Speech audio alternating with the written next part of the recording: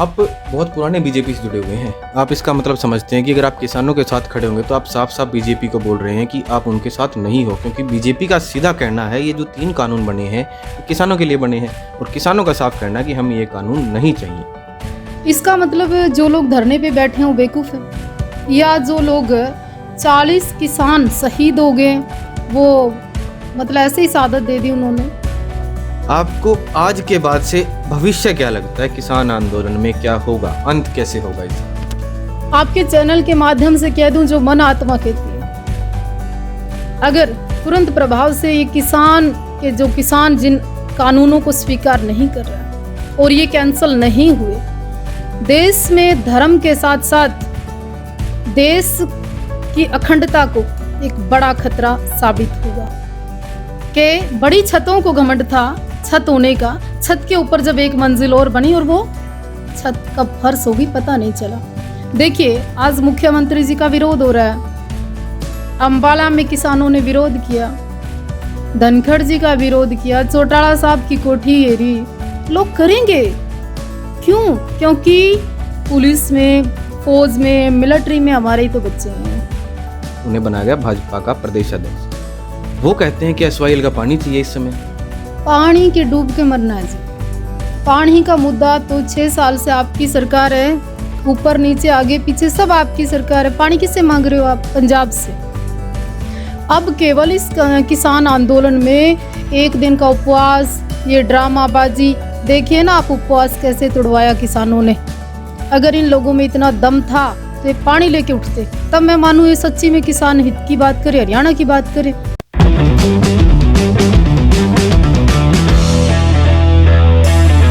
नमस्कार, आप देख रहे हैं देश हरियाणा। अब मैं करनाल डिस्ट्रिक्ट के अंदर हूँ। अब आप पहले भी मिले थे, मेरे साथ हैं साध्वी देवा ठाकुर, देवा इंडिया फाउंडेशन को जो ऑपरेट करती हैं। हम इससे पहले मिले थे, आपने इंटरव्यू भी देखा था, बहुत पसंद भी किया था। तो वहाँ से कुछ सवाल आए थे और कुछ, जब आज के दिन किसानों का मुद्दा सबसे ऊपर है और इनका नाम बीजेपी के साथ कभी से जुड़ा हुआ है, आरएसएस के साथ कहा जाए, बीजेपी के साथ पुरानी सपोर्टर रही हैं, पहले भी बात हुई थी। लेकिन आजकल वही देवा ठाकुर किसानों के मुद्दे पे किसानों के साथ खड़ी है और किसानों के साथ खड़े होने का मतलब है आप बीजेपी से दूर खड़े हैं। तो इस सिचुएशन को कैसे मैनेज करेंगे? और दूसरा, किसानों के मुद्दे की बात आती है तो किसानों की जो मांग है उसमें सही गलत क्या है, आंदोलन चल रहा है, उसकी आज क्या स्थिति है, भविष्य क्या हो सकता है, इसके बारे में बात करेंगे। नमस्कार जी राम राम। आपने हमारे पूरे उत्तरी भारत के, अगर पूरे भारत की बात की जाए तो किसान आंदोलन चल रहा है, उसके बारे में सबसे पहले आप क्या सोचते हैं? किसान आज देश का, और ये किसान आंदोलन नहीं, जन क्रांति आंदोलन आप इसको कहिए, एक बहुत बड़ी संख्या में किसान, मजदूर, डॉक्टर, इवन वकील, कर्मचारी, देश का वो 60% मैं कहूँ हिस्सा आज सड़क पर है। आज मोदी जी ने रैली की, आपको पता है कि नहीं मुझे नहीं मालूम, और रैली करके कहा कि मैं 2 करोड़ किसानों को संबोधित करता हूँ, 18,000 करोड़ रुपए किसानों 1800,000 करोड़ रुपए किसानों को दे रहा हूँ। मोदी जी से कोई मतभेद नहीं है, मनभेद नहीं है, लेकिन जब बात किसान की हो, अन्नदाता की हो, मेरे राष्ट्र की हो, पहले तो खाएंगे अन्न हम लोग। किसान की बेटी हूँ मैं।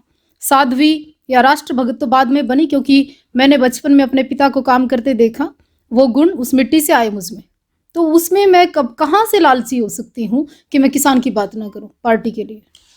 आप बहुत पुराने बीजेपी से जुड़े हुए हैं। आप इसका मतलब समझते हैं कि अगर आप किसानों के साथ खड़े होंगे तो आप साफ साफ बीजेपी को बोल रहे हैं कि आप उनके साथ नहीं हो, क्योंकि बीजेपी का सीधा कहना है ये जो 3 कानून बने हैं ये किसानों के लिए बने हैं और किसानों का साफ कहना है कि हमें ये कानून नहीं चाहिए। इसका मतलब जो लोग धरने पे बैठे हैं वो बेवकूफ़ है, या जो लोग 40 किसान शहीद हो गए वो मतलब ऐसे ही शहादत दे दी उन्होंने।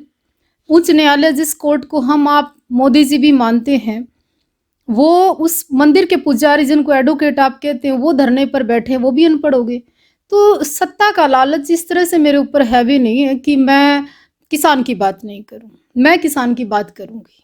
और रही पार्टी की बात, देश की बात या सत्ता की बात, अगर समाज साथ नहीं है, एक कमेरा वर्ग साथ नहीं है, देश का मजदूर और किसान साथ नहीं है, तो ये नेता करेंगे क्या? मैं तो ये कहना चाहती हूँ कि एमएलए, एमपी, सीएम, इवन जितने भी सत्ता के पक्ष के हैं, चौटाला, बीजेपी, इवन कोई भी अपने आप को किसान का जो बेटा कहता है, तुरंत प्रभाव से इस्तीफे दे, किसान के बीच में आए। ये आंदोलन 1 महीना हो गया, आज 30वां दिन है, पंजाब में पुराना है। हमारे हरियाणा में इस आंदोलन के बीच में बीजेपी के अध्यक्ष, बहुत बड़ा नाम है ओम प्रकाश धनखड़, हालांकि पिछले इलेक्शन में लोगों ने उन्हें, वो कृषि मंत्री थे, हरा दिया था, तो इस वजह से वो उन्हें बनाया गया भाजपा का प्रदेश अध्यक्ष। वो कहते हैं कि एसवाईएल का पानी चाहिए इस समय। पानी के डूब के मरना है जी। पानी का मुद्दा तो 6 साल से आपकी सरकार है, ऊपर नीचे आगे पीछे सब आपकी सरकार है। पानी किससे मांग रहे हो आप? पंजाब से। अब केवल इस किसान आंदोलन में 1 दिन का उपवास, ये ड्रामाबाजी, देखिए ना आप उपवास कैसे तोड़वाया किसानों ने।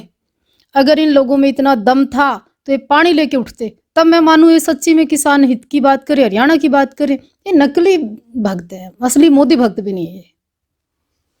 नरेंद्र मोदी तो बहुत पुराने पॉलिटिक्स में है, हमारे हरियाणा के साथ भी वो प्रभारी रहे, उनका नाता रहा है, तो वो समझते हैं कि किसान इस क्षेत्र के लिए, हरियाणा पंजाब के लिए कितना ज़रूरी है। एपीएमसी की बात करते हैं तो किसान सिर्फ एक दलील देते हैं, 2006 में बिहार से एपीएमसी जो था उसको हटा दिया गया, यानी कि मंडी सिस्टम खत्म कर दिया गया।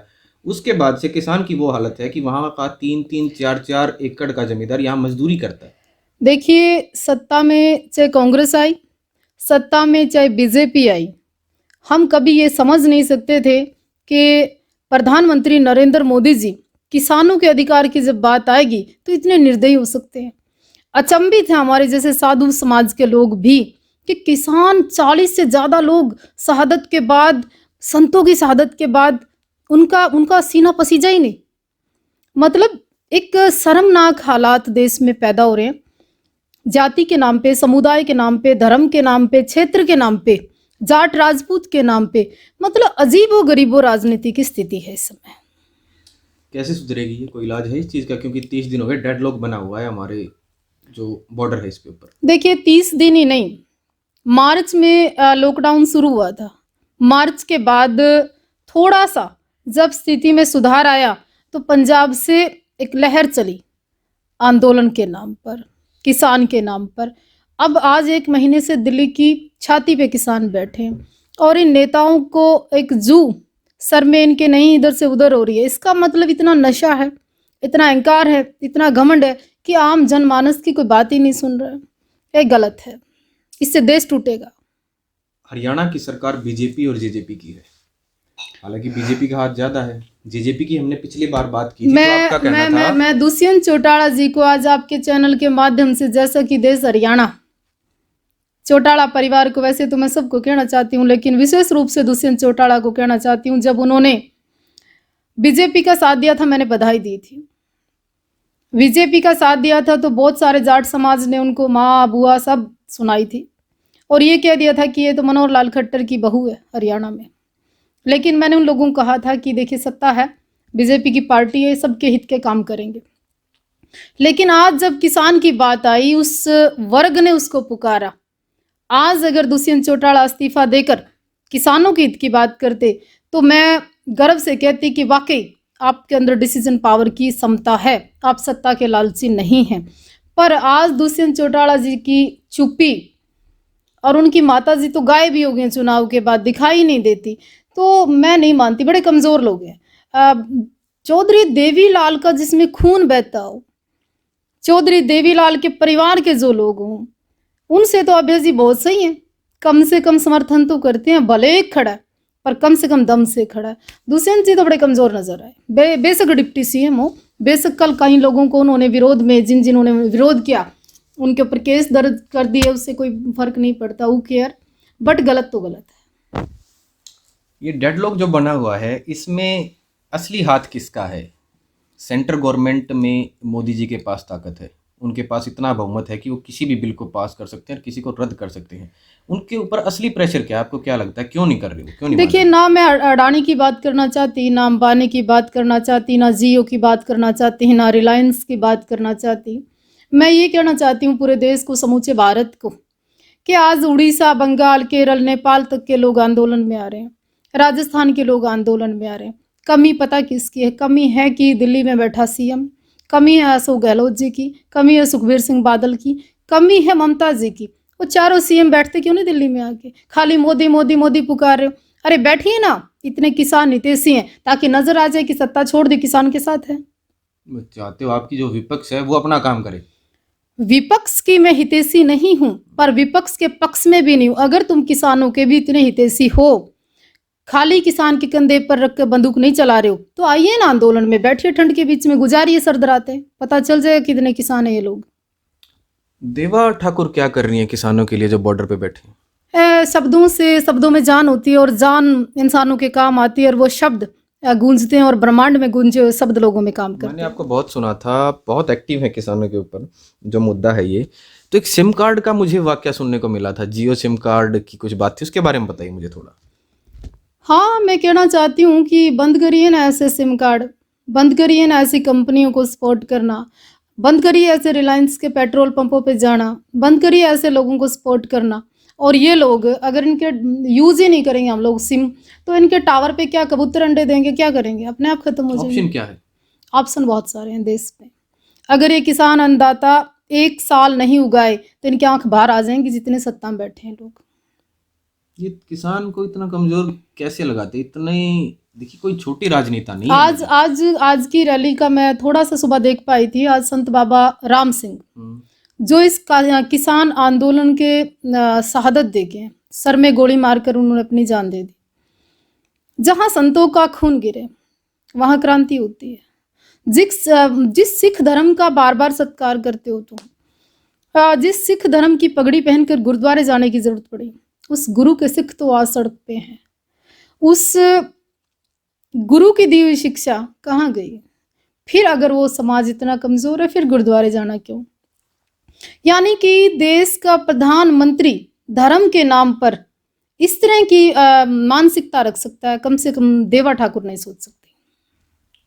पिछले कुछ दिनों में हमारे प्रधानमंत्री दौरे कर रहे हैं। गुजरात में जाते हैं तो सिखों से मिलते हैं, दिल्ली आते हैं तो गुरुद्वारा साहिब जाते हैं कि कहते हैं 400वीं जो वर्ष उनकी वर्षगांठ थी, मैं एग्जैक्टली नाम तो नहीं जानता, जो गुरु थे सिख, वहाँ जाते हैं। लेकिन आंदोलन में जहाँ असली किसान बैठे वहाँ नहीं आते। किसानों को देश का प्रधानमंत्री 2% समझ रहा है। 2% का अर्थ पता है आपको? नहीं पता। 2% सिखों को कहा जाता है। पर मैं ये कहती हूँ, 1.25 लाख से एक लड़ाई गुरु गोविंद सिंह नाम का है, सिख एक भी बहुत होता है। मैं इतना रिस्पेक्ट करती हूँ। गुरु गोविंद सिंह की फौज से लेकर आज तक हजारों हजार लोगों से लड़ा दिया। तो उस कौम ने अपना घर बार परिवार, जिनके बच्चे विदेशों में डॉलर कमाते हों, उनके माँ बाप आज सड़क पर हैं, उस कौम के लिए शर्म की बात है। और वो सिख कौम है, किसान के साथ साथ वो पीछे नहीं मुड़ेगी। उन्होंने सादतें दी हैं। कोई भी खबर किसी भी देश लोकतंत्र में कोई खबर होती है, कोई सूचना होती है, वो एक माध्यम, एक मीडिया के थ्रू जाती है। तो जो टैग मिला हुआ है नेशनल मीडिया का, जिनको, जो बड़े बड़े चैनल्स हैं, उनसे किसान बहुत नाराज है, उनको वहाँ घुसने नहीं दिया जाता। देखिए, देश हरियाणा के चैनल के माध्यम से कहूँगी, जितने भी यूट्यूबर हैं, जितने भी आप जैसे चैनल हैं, जितने भी लोगों की फेसबुक आईडी है, सोशल वर्क करने वाले जितने भी लोग हैं, हद छाती मानी इन लोगों की कि इन लोगों का विरोध कितना होता है। हम लोगों की फेसबुक को प्रॉब्लम करते हैं, पेज को प्रॉब्लम करते हैं, वीडियोस वायरल होती हैं, उससे दिक्कत होती है। मैं देखती हूँ, आप रोक नहीं सकते। जब ये सोशल मीडिया और मीडिया नहीं थी, किसान आंदोलन राकेश टिकैत के समय हुए, महेंद्र टिकैत के समय हुए, चरण सिंह जैसे लोगों ने किए, तो आवाज कभी दब नहीं सकती। आवाज बीज की तरह होती है, जैसे मिट्टी डालोगे अंकुरित होगी। देवा ठाकुर के अंदर देखिए, जैसा मैं थोड़ा बहुत समझता था, देखता था, पॉलिटिक्स ऐसी चीज है, आप एक बार घुस गए ना तो एक दलदल बोला जाता है। जैसे देवा ठाकुर कैसे हैं, कुछ दिन तक वो बीजेपी के साथ थे, टिकटार्थी भी थे, टिकट भी मिल सकता था, एक अच्छा ओहदा रखते हैं बीजेपी में। इतनी ताकत कहाँ से आ गई, एकदम से उल्टा पड़ गई? संदेह करना पब्लिक की आदत है, तुम भी उनमें से एक हो। हमारा काम है, क्या काम है आपका। मसाला नहीं मारोगे तो खुशबू कैसे आएगी? देखिए, देवा ठाकुर ना तो किसी के सहारे की मोहताज पहले थी। मैं डंके की चोट पर कहती हूँ, कभी सरकार के किसी फंड से देवा ठाकुर ने आश्रम नहीं बनाया, किसी एमएलए विधायक ने यहाँ पे कोई ग्रांट नहीं दी, किसी सरपंच से लेके मेंबर ने कभी किसी तरह का योगदान नहीं रहा। दूसरा, अपने आप को जो यूं कहते हैं ना हम हिंदू चेहरे हैं, उनकी मैं जो आजकल कहीं मेरा विरोध भी करते हैं, आप सिखों का समर्थन कर रही हैं। बहते हुए पानी के साथ दुनिया बहती है, सत्ता के नशे में दुनिया चलती है। देवा ठाकुर ने बचपन से आज तक सब जानते हैं, वो चलना भी सीखा है, खड़ा होना भी सीखा है, दौड़ना भी सीखा है और धर्म के लिए जिए हैं, धर्म के लिए मर भी जाएंगे तो कोई ज़्यादा दुख नहीं होगा। आपका साफ सा कहना है कि मैंने उनसे ऐसे संबंध नहीं बनाए कि मुझे झुकना पड़े, यानी कि मेरे ज़िंदगी में उनकी ऐसी ज़रूरतें नहीं थी जो उनकी वजह से चली हूँ। मैं गर्व से कहती हूँ भारत माता की जय, क्योंकि मैं राष्ट्रवादी हूँ। राष्ट्रवादी होने का मतलब ये तो नहीं कि देश के कुछ सत्ताधारी लोग जो कहें उनकी गुलामी करूं, सत्ताधारी लोग आम जनमानस के साथ गलत करें मैं उनकी गुलामी करूं, सत्ता के नशे में लोग ठीक को ठीक कहें तो वही मैं ठीक कहूं, ऐसा नहीं है। देवा ठाकुर अपने बलबूते पे जीती, हम तो साधु में 2 रोटी लंगोटी में लगी चलेगा, पर गुलामी स्वीकार नहीं है। स्वतंत्र भारत के नागरिक हम स्वतंत्र हैं। चलिए आखिरी सवाल पूछता हूँ, आपको आज के बाद से भविष्य क्या लगता है? किसान आंदोलन में क्या होगा, अंत कैसे होगा इसका? आपके चैनल के माध्यम से कह दूं, जो मन आत्मा कहती है, अगर तुरंत प्रभाव से ये किसान जिन कानूनों को स्वीकार नहीं कर रहा है और ये कैंसल नहीं हुए, देश में धर्म के साथ साथ देश की अखंडता को एक बड़ा खतरा साबित होगा। देश की जो मानवता, देश के जो प्रधानमंत्री जी से हम एक कोमल निर्मल हृदय के मालिक, धर्म को मानने वाले जो लोग देख रहे थे, जिन विभोर आंखों से पूरा दुनिया देख रही थी, आज उस भारत की बेइज्जती इंटरनेशनल, नेशनल, अंतरराष्ट्रीय स्तर पर हो रही है। तो मोदी जी को चाहिए कि तुरंत प्रभाव से किसान के दिल की बात सुने, अपने मन की बात को छोड़ दें, राजहट छोड़ दें। एक बात और पूछ लेता हूँ, बड़ी दूर से आया हूँ, क्या हरियाणा की सरकार गिर सकती है? सरकारें तो उनकी भी नहीं रही। बड़ा घमंड था छत को छत होने पर, छत के ऊपर एक मंजिल और बनी और छत पता नहीं कब फर्श हो गई। इसका अर्थ समझते हैं कि बड़ी छतों को घमंड था छत होने का, छत के ऊपर जब एक मंजिल और बनी और वो छत कब फर्श होगी पता नहीं चला। देखिए, आज मुख्यमंत्री जी का विरोध हो रहा है, अंबाला में किसानों ने विरोध किया, धनखड़ जी का विरोध किया, चौटाला साहब की कोठी घेरी, लोग करेंगे क्यों? क्योंकि पुलिस में, फौज में, मिलिट्री में हमारे ही तो बच्चे हैं। अगर हमारे माँ बाप पे बात आएगी तो हम बॉर्डर छोड़कर घर भी आएंगे। और ये विरोध जिन्होंने प्रदेश की जनसंख्या ने, आम जन ने सर आंखों पे जिस सीएम को बिठाया, कभी जाति की बात नहीं कही, कभी पंजाबी या लोकल नहीं कहा, उस जन को, उस जनमानस को, उस गरीब आदमी को आप किस तरह की प्रताड़ना दे रहे हो? उन माँ बाप को आज पूरे 30 दिन हो गए, 40 शहीद हो गए, क्या करेंगे हम लोग? कैसे हमारा पेशेंस रह सकता है? जिम्मेवारी किसकी बनेगी आखिर में? 40 अभी हुए हैं, ये तो गिनती रोज की बढ़ती जा रही है। मैं पूछना चाहती हूँ भाजपा की सरकार को, हमारी सरकार को, हमारे नेताओं को, कि क्या आप इनके घर में कोई फंड पहुंचाएंगे? इनके बच्चे की जिम्मेवारी आपकी होगी? क्या करेंगे आप जो लोग शहीद हो गए हैं? आप अंबानी के घर पोता होता देखने जाते हो। हमारे करनाल के अंदर त्रिलोकचंद की माताजी 108 साल की डेथ हो गई है, उसके वो किसान जो लोग हमारे मुख्यमंत्री के सामने चुनाव लड़ते हैं, उनके घर जाने का समय है आपके पास? क्या आप किसी भी किसान नेता ने जो शहादत दी उसके घर गए? ये सुना आपने साध्वी देवा ठाकुर को। अब सोचने की बात यह है, 30 दिन हो चुके हैं इस किसान आंदोलन को, 40-41 किसान ऐसे हैं जो शहीद हो चुके हैं, जिनकी मौत हो चुकी है। अब हिसाब उसका कौन देगा? मुख्यमंत्री की गाड़ी का घेराव किया जाता है अम्बाला पे, तो घेराव करने वाले लोगों को के ऊपर केस कर दिया जाता है कि हत्या की कोशिश, 305 तक का। अब राजनीति हरियाणा की और सेंटर की कौन सा मोड़ लेती है? और जो बॉर्डर पे किसान बैठे हैं उनका साफ कहना है कि जब तक 3 कानून वापस नहीं होंगे और एमएसपी के ऊपर एक कानून नहीं बनाया जाएगा, क्योंकि अब तक ये एडमिनिस्ट्रेटिव ऑर्डर है, ये कानून नहीं है, इसके ऊपर कानून नहीं बनेगा, तब तक किसान पीछे नहीं हटेंगे। अब बात आ गई है, नरेंद्र मोदी के पास लोकसभा में इतना बहुमत है कि उनसे कोई भी पार्टी पीछे हट जाए, उनकी सरकार तो गिरेगी नहीं। किसान एक ऐसी कौम है, वो भी पीछे नहीं हटेंगे। अब देखना ये है, जो आंदोलन 30 दिन तक चला है, 40 से ज़्यादा लोगों की शहादत हो चुकी है, आगे कितना जाएगा।